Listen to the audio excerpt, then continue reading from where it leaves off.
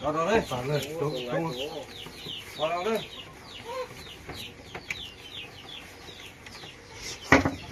เอาหัวหน้าข้างคนตัวนี้ผมขออนุญาตเด้อครับ เงินอยู่ไหนเงินเอาไว้ไหน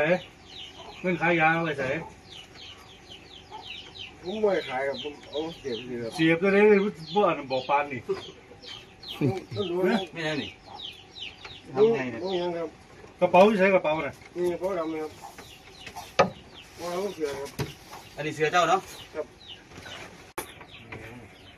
เฮ้ยแล้ววะ เจ้านั่งรูปก่อน เฮ้ย คุณเจ้าข้าครับ จงหามึง เงาเลยเจ้า